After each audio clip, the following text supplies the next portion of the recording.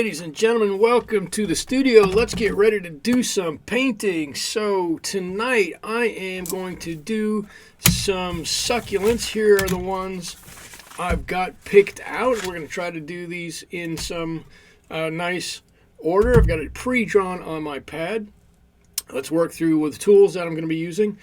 I'm going to be using my Da Vinci Squirrel Mop brushes. For the most part, I might have to go into a sable brush or a synthetic brush. I'll grab from, it's over there, grab from my supply of brushes. Using my limited color palette. Let me go through those for you if you haven't seen them before. Got cobalt blue, French ultramarine, cobalt green, hooker's green, aureolin, cad yellow pale, alizarin crimson, quinacridone red, raw umber, burnt umber, Payne's gray, and neutral tint. I've basically got a warm and a cool of blues, greens, yellows, and reds, and some neutrals over here. Let me set that off to the side. While I do that, let me turn on the paint cam so you can see it. There it is. So you'll be able to see what I'm mixing over there. So here are the succulents I have chosen to do this evening. I'm going to do this nice big tall one over here. I think this is the same plant looking down on it or looking at it from the side, but I think that's fairly interesting. I'm going to do that one. A nice aloe plant I've got here, and this other succulent. Like I said, I have pre-drawn these. Oh, before I get to that, I'm once again using my Pro Art watercolor wire-bound book. It's 12 inches by 16 inches, 140 pound. And it is wood pulp paper instead of cotton. Here we go. I've got them drawn out. The big one, the tall one, and the other one. I don't know what we call that one. And let's just jump in with what we're doing. I've got some water up here. So if you see my hand go up there from the paints, I'm dipping some water. I've got a few paper towels over here. Here we go. And I'm going to try to start on this side. I'm going to get a little bit of cobalt green, a cool green. And maybe I'm going to mix in, I'm going to mix in a little bit of this cad yellow pale and just get a couple of little puddles going with the two of those. Something like that. Hope you guys can see what I'm doing there. And what I'm going to start with is I'm going to go right through everything.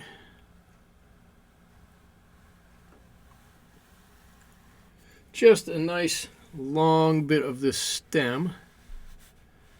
And I can do this, but what I have to be careful of is that I work a little quickly and get to the leaves that are in front of this before that dries. So I've just dabbed on a little bit of my cobalt green, straight cobalt green, nothing in it, and I'm just putting this on those leaves that are in front. I've kind of drawn them. I have a general idea. I can refer back to my paper here if I can't tell which ones are in front. This one is in front right here. But I've drawn them on and tried to do a fairly good job of reproducing which ones are in front and which ones are not in front. So I don't have to worry about that too much. Let's see, that one's behind. That one's kind of on the side. That one is... let's call that one in the front. I'm going to mix just a little bit of my hooker's green in here just to add a little bit of variance. It's not needed per se, but I don't want everything to look exactly the same. In fact, I'm going to give just a little dab on a couple of these. They're fairly small leaves, and we could get away with just painting the leaves in a flat color especially on this initial wash, but I don't really want to leave it that way. I want to add a few extra colors in there and really make it, really let it pop off of there. I can even mix in some of my aureolin. At some point I'll figure out how to say that. Aureolin, which is a nice warm yellow. Got maybe a little bit of green. Oh, warm yellow.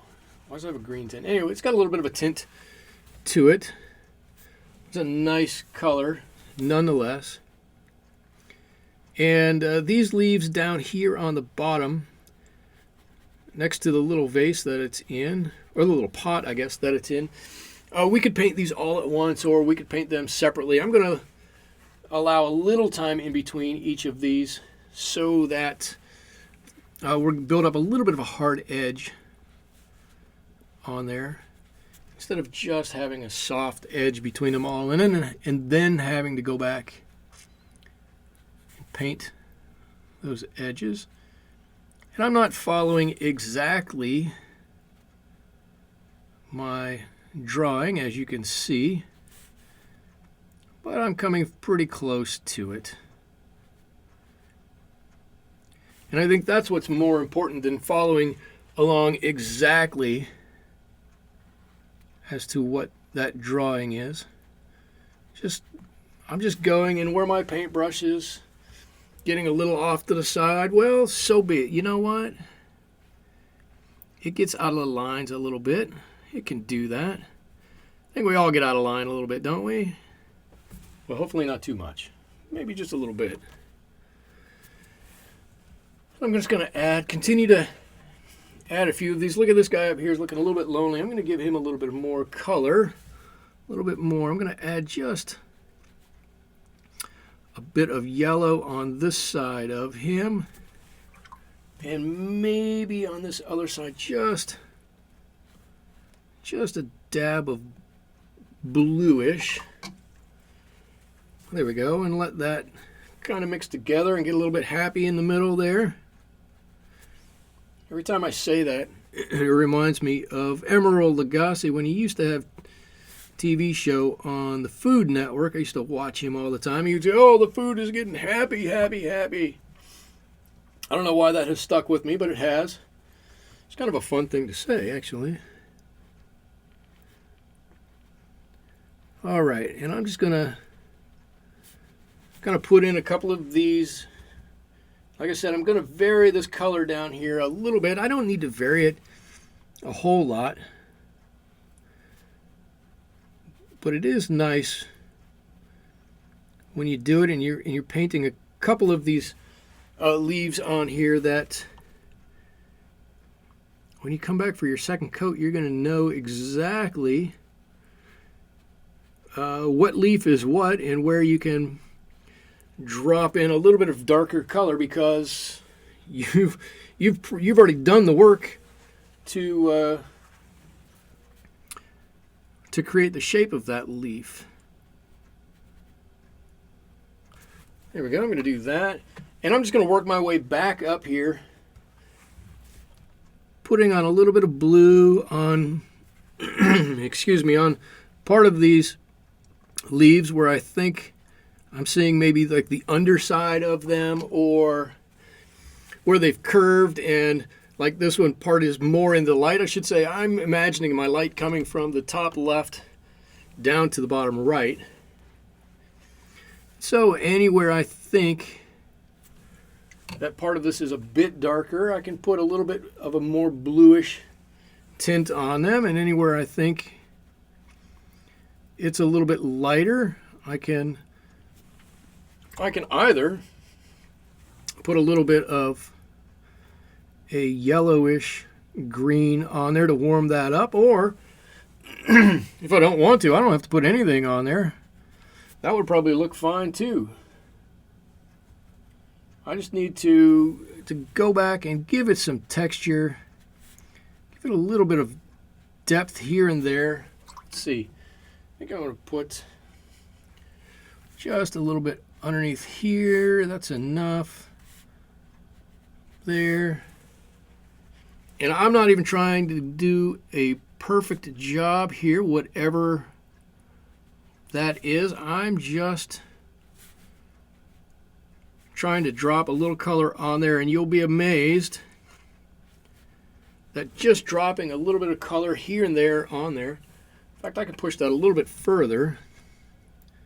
If I push it a little bit further and I make some of this a little bit darker, all it means is that the light that I'm viewing, the light that I'm viewing, the light that is shining onto these is just a little bit brighter. So if your shadows are darker,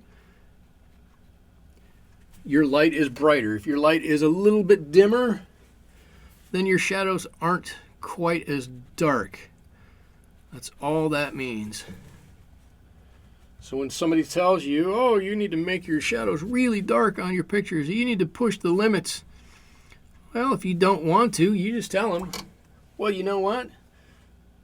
It's not that bright out in my world.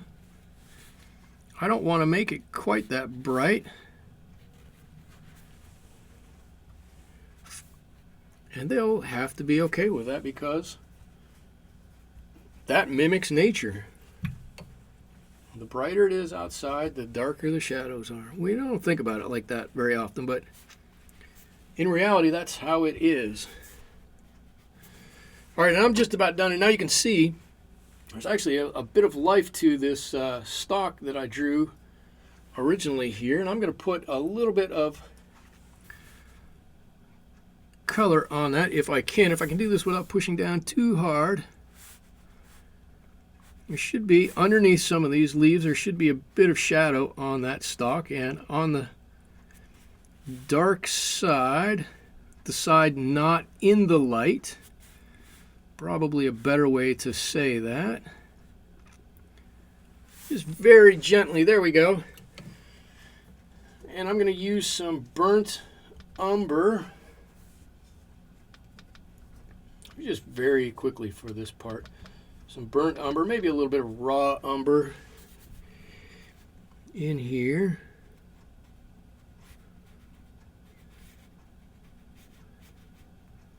I'm going to paint on this flower pot. I don't want that to be white and everything else be colored. So we can do this pretty quickly. Let's just see.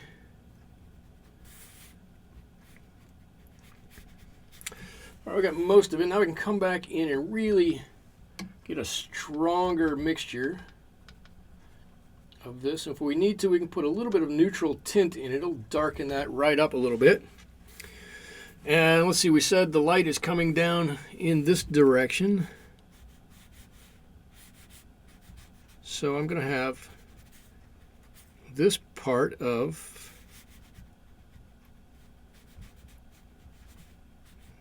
there we go, this part of that pot in shadow.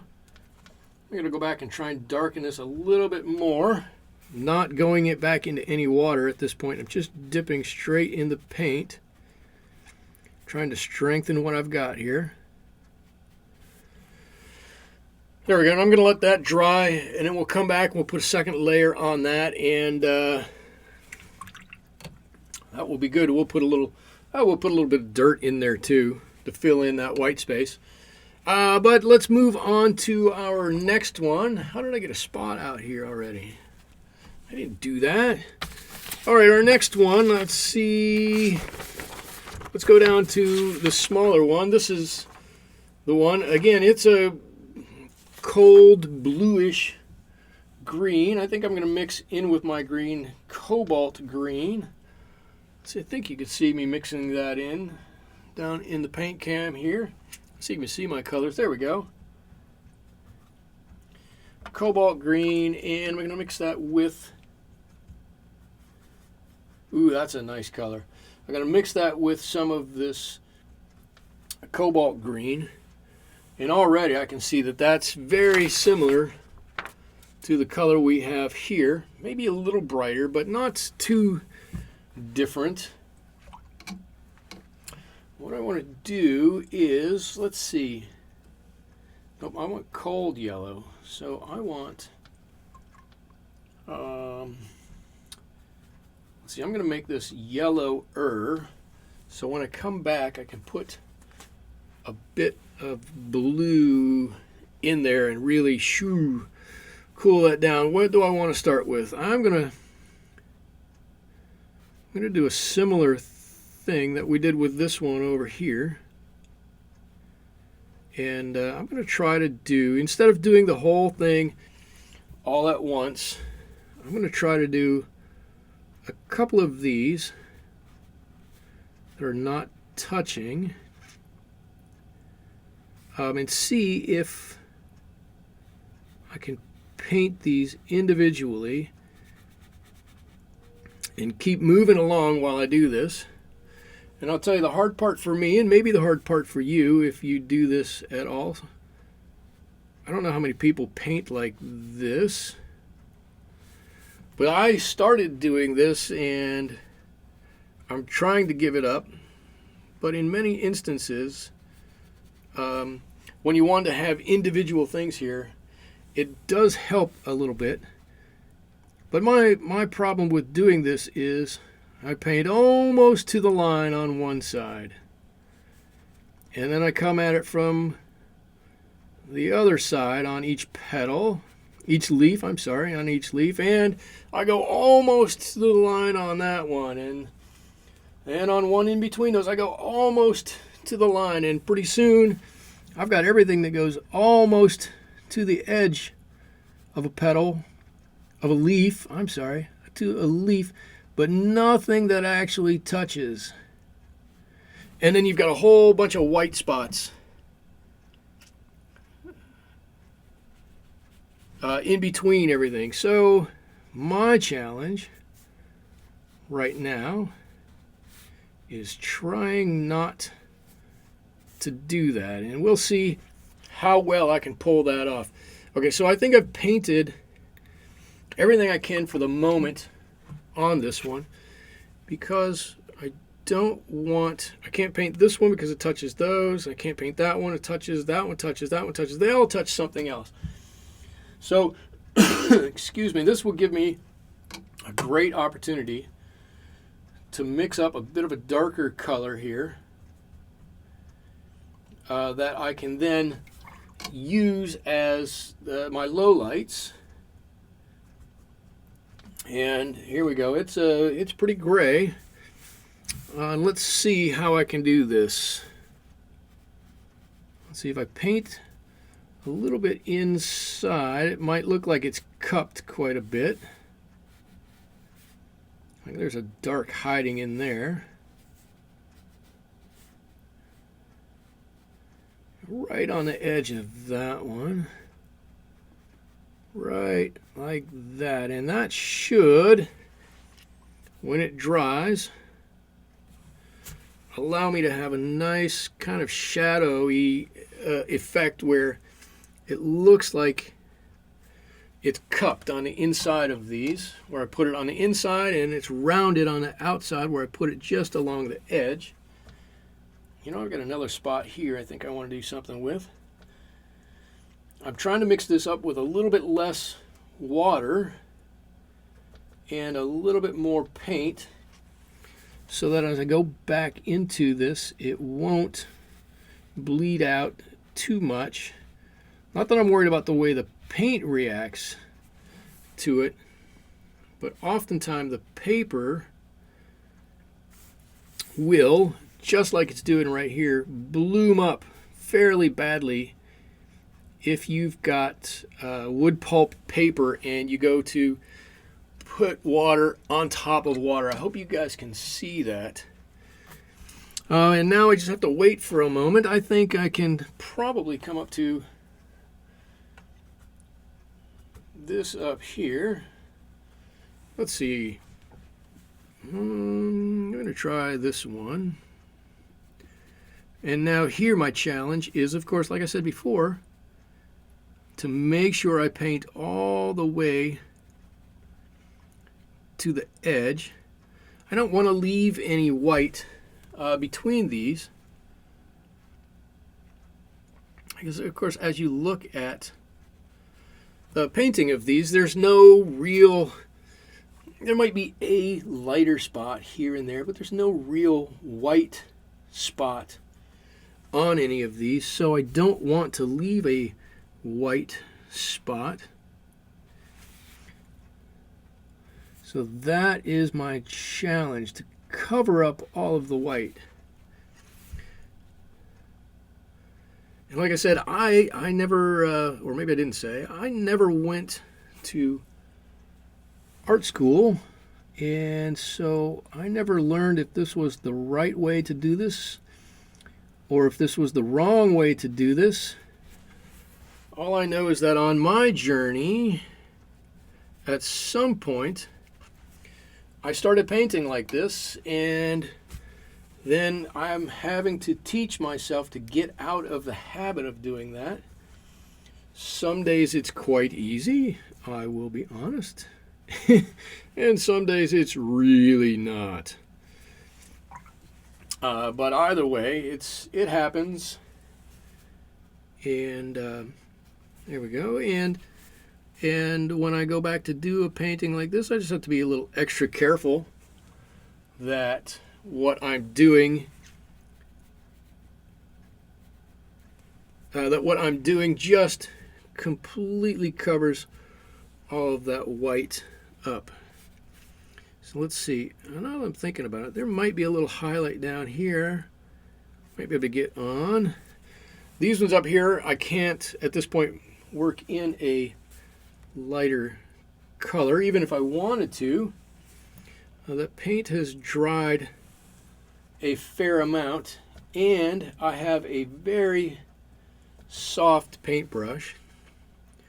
The squirrel brushes are very soft, and so I can't realistically go back in and scrub any kind of paint out of those. It just wouldn't work. But I can always wait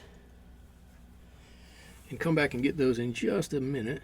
Let's see, I got this guy over here I think I can get to.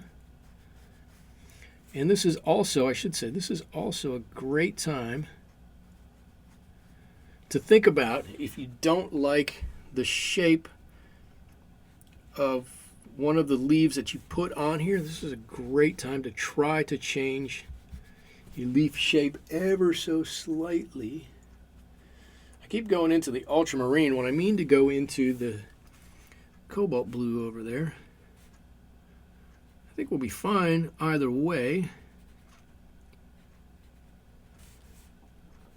But I don't want to do it too much. Let's see, I'm trying to get around here.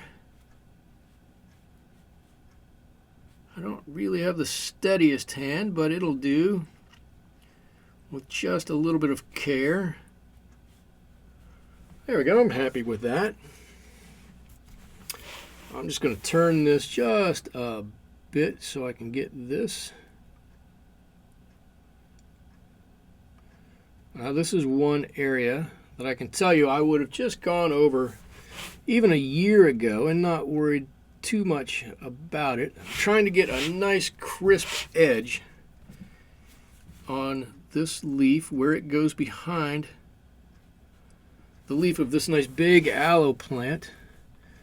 I want to get it nice and sharp and straight and have these nice crisp corners, instead of leaving these corners a little rounded off. I could easily do that, but it's going to leave that little bit of white in there, and you're going to look at it and you're going to go, oh, I wish I'd have done something just a little bit differently. And with just a little bit of extra care, we can do that so nicely. Let's see, I need to mix up a little bit of this darker color. I'm going to just dip a little bit into here and back into there. And I don't know that these are going to need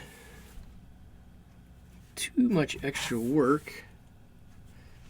Let's see, the one issue with these squirrel brushes are that the bristles do, Well, see here, this is an issue. I just touched this, and all of that color has gotten into that leaf. So I'll just do this. We'll just dab that off. We'll come back and we'll grab that in a second. The bristles on this bend, and so they're not always in the same position you think they ought to be in. If you use a traditional round brush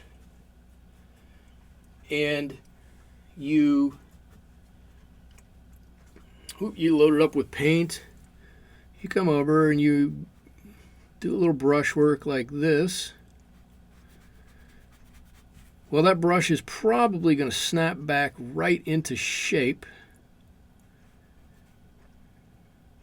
And that's it. And you're always painting with something that looks the same as it did when you started. It's always going to be the same as when you started. One of the enticing things about these mop brushes, and also maddening, I will admit, is that you can get this brush, look, to change shape to lots of different things. I could get it like that. Look, it's totally bent and out of shape. It looks crazy. And you can just get these to do anything you want. You can change the shape however you want with these. All you have to do is have a little less water in them, and they'll bend to your will however you want. It's kind of fun to do, I will admit. It's also kind of maddening because you want to go in and paint with a brush that's the same as the brush was last time you painted with it, and you grab it and you go, and all of a sudden, oh, I got a hair there. The bristles on the end are curled over like that, and they're not the way you wanted them. And so you got to adjust your painting style. I think that's why so many people use the faux squirrel brushes, because they have a little more zing, a little more crispness to them. They don't bend and stay bent quite as much. But they're not quite as much fun to use either. You know, in my opinion, they're wonderful brushes. They're great to use. I don't want to say that faux brushes aren't any good. They certainly are. They have their place. But they take a little bit of the fun out of it. And that's okay. I've actually got I should do a video on and brushes and how they react in different situations. I certainly do have enough of them. I've got real ones. Let's see. Here's a fake, a faux squirrel hair brush. Here's one of the first ones I ever had. I didn't ever use this much. This is, of course, Princeton Neptune. This is a faux squirrel brush, very soft. Carries a lot of water. But they're big. These ones, Art Secret or Art Select. Art Secret brushes. Those are faux hair brushes, but they work wonderfully. Actually, very surprised at how those work. Look, I got one little guy left here. I'm just going to give him a little bit of something there. All right, I'm going to let that dry. I'm going to come back over here to our pot while we're waiting for that to dry. It's not going anywhere. While we're waiting for that one to dry, you can put a little bit of detail in here. There we go. There's a bit of shadow. Good deal. Oh, it's looking good. So I got a little bit here. All right, I like that. That looks pretty good, I think. And now we need to get some dirt. What color is dirt? Dirt. I'd love to say dirt is black or dirt is brown, and I know that's not the case. I'm going to mix up something that's just kind of dark, but a different color. You know, let me lighten that up a little bit. A different color than our, you know what, I'm not going to put that in quite yet. I just noticed I don't want to touch that on the edge. It's going to get a little goofy, so I'm going to leave that be for just a second. I'm going to come back over here. I think most of this is dried. And I'm working in a small area now, so I'm actually going to get a different brush. That was, in these little tiny areas, that's getting a little hard to use. I should have done this when I had, hang on, I just had a light go out in the studio. That's back on. I should have done this when I had my wet paint. I could have done a little bit of wet in wet with it. But I'm going to put a little bit of our shadow on these. I don't want too much. I do want a little bit, just so we know at this point where the edges of all of these are, what's in front, what's behind, all that kind of stuff. And I'm just going to kind of, you know, it's a little too small. Where's my number 3? The number 3 in this set, this is the Rubloff set of brushes. I don't know if I've talked about them before. I found these on eBay, and they were very reasonably priced, and I went, well, I'll give them a shot. I don't have any real expectation that I'm going to like these. And I bought them. I got shipped over from Russia. It took quite a while to get them, I will admit. But I've been pleasantly surprised by these brushes. They're very nice. They're very springy. They are Kolinsky sable brushes. Again, I guess I'm using a natural hair brush. But they have been wonderful brushes for a reasonable price. I actually had a comment on a video at one point in time. Somebody from Russia asked me how I got those brushes, and I said I got them on eBay, and they asked what I paid for them, and I told them, and I couldn't remember. I can't remember right now if you ask me. I don't know how much I paid for them. It was, like I said, it was not a lot from what I remember. And they went, wow, you got a great deal in Russia. Those are very expensive brushes. And I don't know how accurate that was. I have no reason to doubt that person that they're more expensive there. I would suspect there's probably some sort of a currency exchange that might make them a little bit more affordable for us rather than somebody living in Russia. I don't know if you're in Russia and you have these. Leave a note. Let me know how they work for you, how you find them.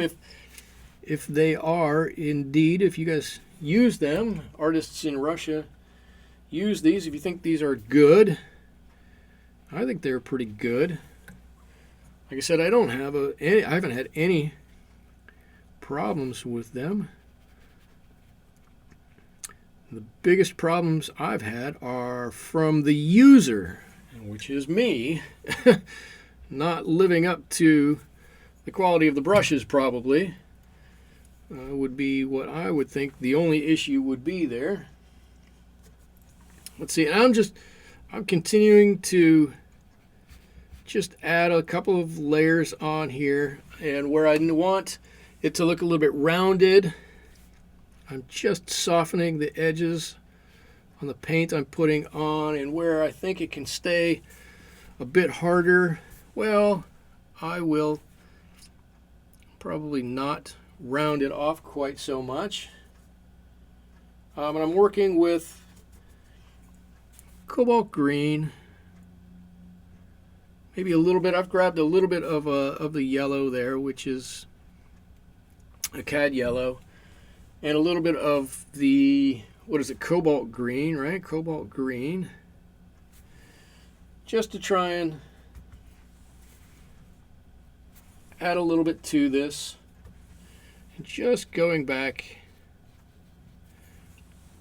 and adding a bit of texture, a bit of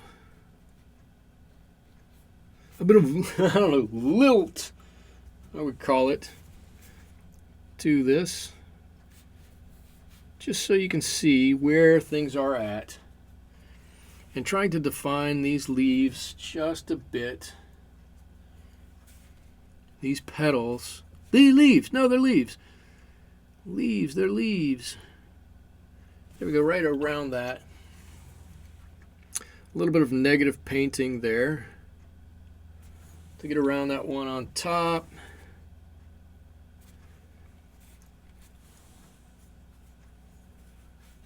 Come on, give me a nice crisp point on here. There we go. And that goes down into the darkness there.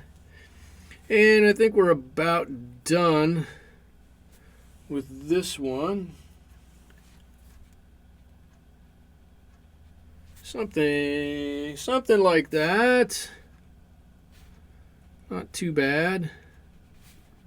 I wish I'd done a little bit more with this when it was wet on the individual leaves here, but we'll go with it the way it is. I think that should push that one back just ever so slightly. There we go. I don't think that one looks too bad. That kind of stands out real nicely. I'm going to use this nice round brush here to paint in a little bit of my dirt in my pot here. And again, I'm trying to get a nice happy medium in here where it looks like dirt, and I've covered up most of the white, but maybe it's not perfect. I can tell this is not perfect. It's run right out of there. I'm going to do that. I'm going to give that a shot. One more try. I'm just going to lift that.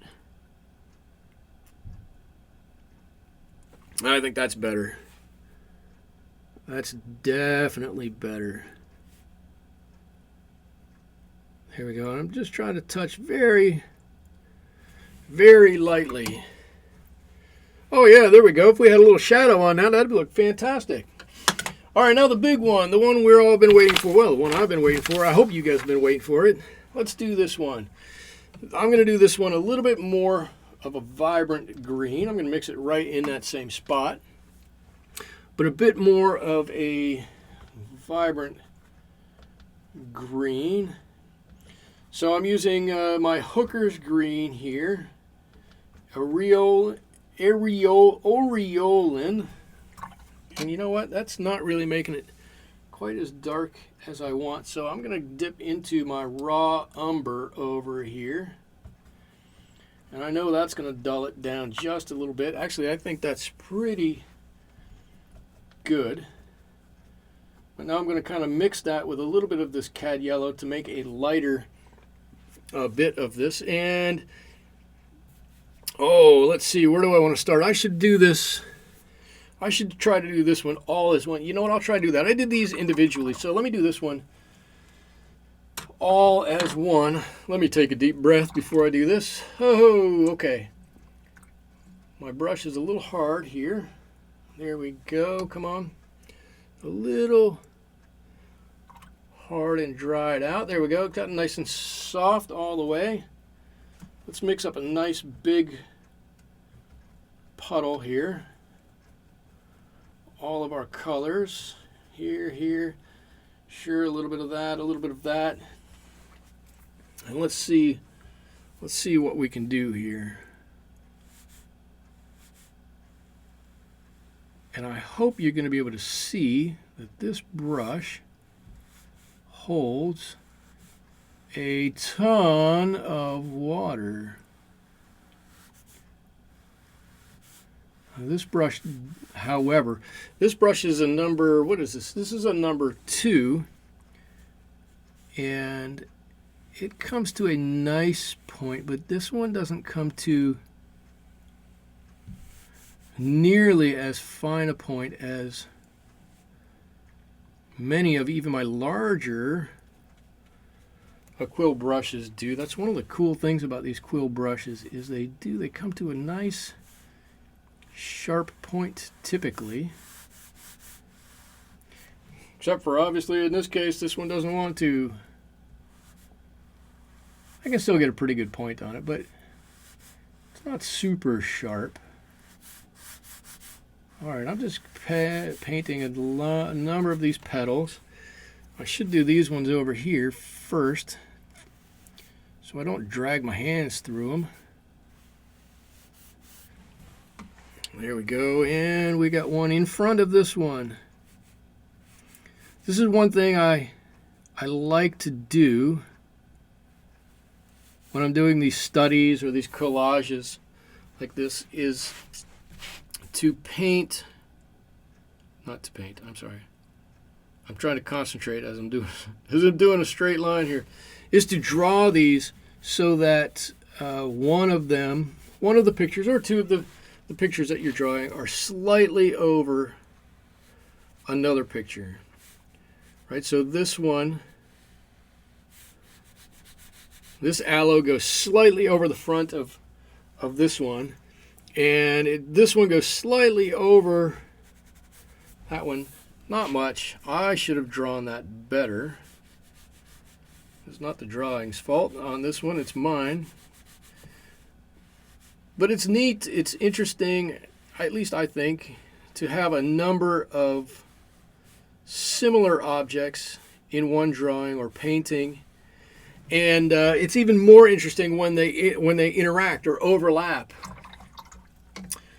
It's just, I don't know, it adds depth or something to the painting. It makes it look, well, it makes it look pretty neat, I think. All right, so I'm going back into my greens and blues. Let's see if I can, before everything dries up too much. This one's got quite a large shadow-ish area on it. This one comes down to here, and just put in some of the darks. This would be much more wet in wet than the other ones that we've done here. Something like that. Let's see. I'm betting that this one will be something like that. And here, the problem is you've got to work quickly. You've got to either use a very wet brush and put a lot of water down, or you've got to work very quickly, or both. You could have to do both. In this case, I think maybe I could have worked a little bit more quickly. It would have worked for me a little bit better. I'm not gonna worry too much about it. We're just gonna go with it and see how it goes. This is basically, two colors here. It's not really all that much. It's a little brighter. It's not really all that much in here. But we'll get this done. Oh, that's pretty dry out there.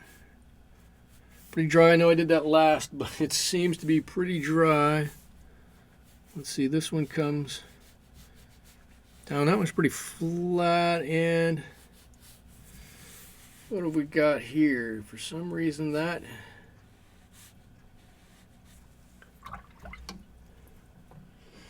something. Come on. Oh, it's really dry. That's okay. That's okay.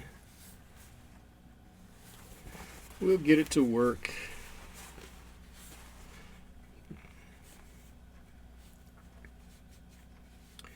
Come on around.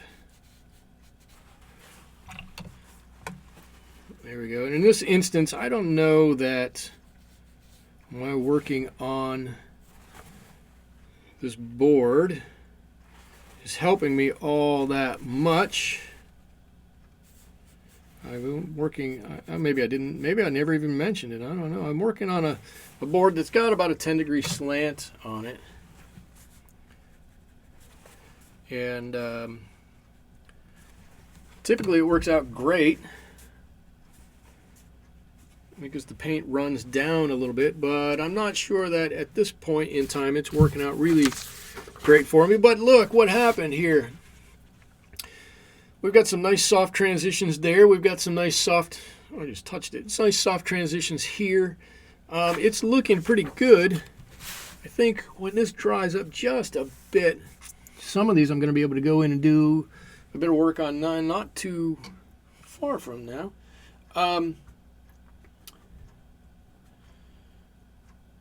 Oh, I forgot what I was going to say. Slant? No. Transit. Oh, this could have been a little bit wetter. Maybe I could have done half of this right now and half a little bit from now. It just isn't quite right. Well, that's part of the charm of watercolors. Part of the charm, part of the frustration of watercolors. This is probably a better way to say it, but part of the charm of watercolors. People always say, I'm sure if you talk to anybody, they always go, oh, watercolors are so hard. I don't know how you can paint watercolors.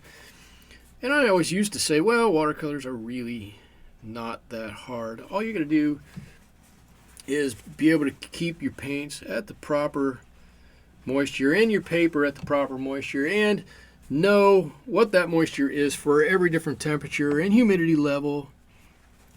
And then you have to know how different paints react to different things and how they mix together and what speed you can do what and how to hold your brush in. And then they convinced me, you know, watercolors aren't easy. Didn't make me enjoy them any less. But it did make me think, you know what, maybe they're right. Maybe they are tough. That's okay. Maybe we're better people. It takes somebody better to do watercolors than anybody else. That's my story. That's what I'm going to stick with. Gosh, I hope I didn't frighten anybody away from doing watercolors because it wouldn't stop me. It's just something that we as watercolorists grow with and learn to deal with that in other mediums you don't have to deal with. So we have to think about so much when we paint watercolors. Oil painters don't have to worry about half as much. Do they use salt? No. Do they splatter things? No. Can they go back and fix things? Of course they can. Do they have mistakes that they can paint over? Well, of course. Oh, well, wait, hang on. We don't have that in watercolor. In many instances, we get one shot to do something. If it works, great. If it doesn't, uh-oh. We used a paint that has staining properties because we wanted it to be really translucent and we wanted to be able to put some layers down. Oh, acrylics. Oh, I'm sorry. Everything's opaque. Oh, you don't have to deal with that. Okay. But you know what? Even though watercolors are maybe a bit more difficult than other mediums, I wouldn't trade watercolors for anything because no other medium is as versatile. No other medium is as robust. No other medium is just as cool as watercolors. They just are. I don't know why that is. But you'll walk by and you'll see an oil painting. You go, oh, yeah, that's nice. Oh, that's an acrylic. Yeah, that's nice. And then you'll see a really well executed watercolor, and you'll go, wow, that's unbelievable. And then you start going, well, how did he do that, or how did she do that, or what kind of paints did they use? What did their get up look like? Where did they paint it on location? Did they paint it from a photograph? And you start asking all these other questions because you've seen how watercolors are, and you know what it takes to paint watercolors. And when you see it done really well, you have an extra appreciation for it. And then you go, well, at least I do. Then I go, okay, how can I do that? Am I going to be able to duplicate that? Let's see. And then you try it out. And that's when the magic happens. No, I don't know if that's when the magic happens. Then we deal with more fun and more frustration, and it's all good. It's all good. Like I say, I'm certainly not trying to scare anybody off from watercolors. Watercolors are by far my favorite. Anybody who knows me knows that I will talk for hours and hours and hours about watercolors and extol the virtues of watercolors. So don't think that I'm trying to stop anybody from painting watercolors. I certainly would never do that. I don't know. Hang on a minute. How did I get on this rant anyways? I don't know what I did to start talking about this. My favorite of all mediums. I'm proud to be painting watercolors. It's fun. It's exciting. And you don't have to make a giant mess to boot. Only a little mess. Oils are a huge mess. Acrylics are a huge mess. Our medium, not so much. Quick to set up. Quick to clean up. And you get to paint something that really looks friggin' cool half the time. There we go. I'm getting this. I'm working it a little bit. You see what I'm doing here? Just putting in some of those areas where I think there's a shadow. I'm just kind of putting a little color in and then blending it out. A lot of blending. I want some nice smooth edges on here. Aloes will sometimes have a bit of a hard edge, but not too much, like this one right here. Let me get a little more paint there so we see what I'm doing. This one right here will show that edge. There we go, but for the most part, they're nice and soft and round and easy to do. They have nice curves on them. Nice gentle flowing curves.